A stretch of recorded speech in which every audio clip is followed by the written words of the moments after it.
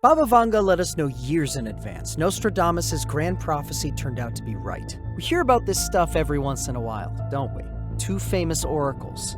What do? They predict things about the future, and at times, they are relevant. The internet is full of this stuff. This will happen. That will happen. They go on and on. You can't help thinking, if only God can predict the future, how can these people put out news like this? The answer is really simple.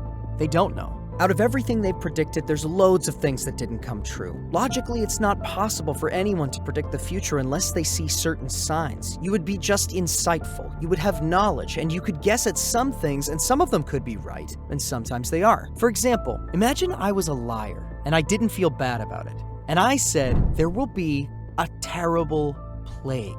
Thousands will die. Everything will be covered in blood.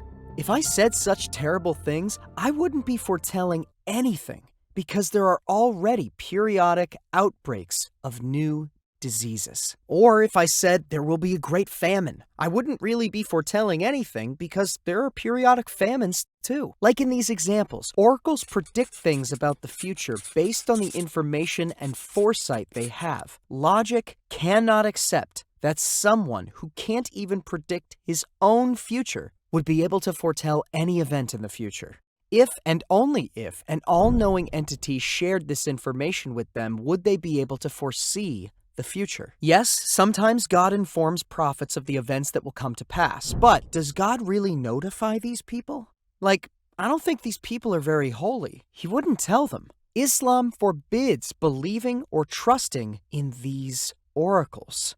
Can these people really foresee the future? Or are things not really as they seem? Let's take a look together. One of the alleged great oracle Baba Vanga's prophecies was that World War III would break out in 2010. No, that didn't happen, but the prophecy doesn't end there. She also said this war would last 4 years. Another prophecy was that half the world would get cancer in 2014. This also didn't happen. Another was that they would cure cancer in 2021. Here's another one. In 2021, a dragon will take over the world. Let's move on. Here's a strange memory. A few scholars had some questions about this oracle. This oracle had another prophecy. In 2011, global radioactive waves would increase and push animals and plants into extinction, and Muslims would use chemical weapons. After dealing with this prophecy issue, the scholars concluded, Inshallah, in 2011, we'll all see that these were lies. 2011 comes around and the prophecy doesn't come true. When the corona outbreak happened, she became relevant again. Did she really know about corona? Here are her words. We will all wear the crown. So how did they get that from this? From the translation. Let me just point out, this is a Bulgarian woman. So logically, she speaks Bulgarian. In Bulgarian, corona means crown. If you only translate half the sentence, it sounds like corona will be upon us all. Interestingly, there are some prophecies that she didn't make but are still attributed to her. For example, in 2018, she said that Trump would be murdered. Or rather, she is said to have said that. When this didn't stick, it turned into Trump will die in 2020. Another inflated prophecy, she knew about the Twin Towers attacks on September 11th, 2001. The news is always the same, and it makes you say, really? She knew the dates? But if you look at what she really said, she doesn't specify a date. She doesn't even say they'll attack the Twin Towers. Like her other prophecies, it's very open to interpretation, and when events happen, her words are pulled into the context of that specific event. So what did she actually say? She says, horror, horror, my American brethren will fall after being attacked by the steel birds. The wolves will howl in the bush. You could interpret the steel birds as planes, but if it weren't for the Twin Tower attacks, you could interpret this as being any military operation. Or you could just take the bird as an actual bird and interpret the whole thing around birds. As for the rest of the prophecy, there's no connection with the wolves in the bush. You can't really get any other meaning from that. We don't even have to mention Nostradamus, because he has about 1,000 recorded prophecies.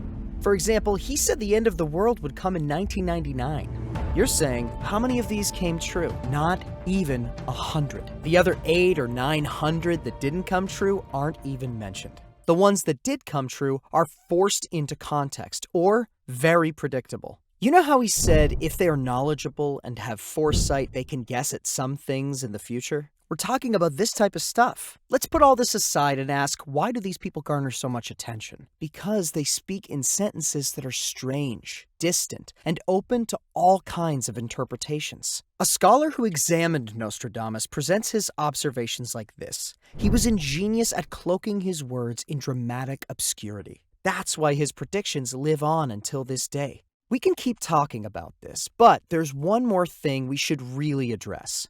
People like him become relevant occasionally with their predictions and prophecies. Even if they're not true, they're talked about a lot. But there's one individual amongst humans who predicted the future as if he were actually there.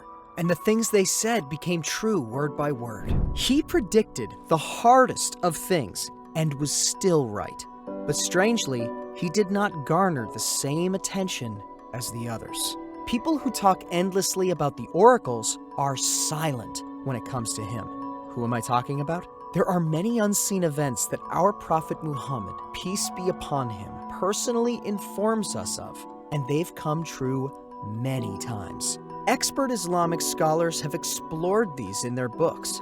So why is it that our Prophet Muhammad's, peace be upon him, news from the unseen don't get any consideration in the same way? It's not that hard to understand. The Prophet spends his entire life struggling to convey the truth.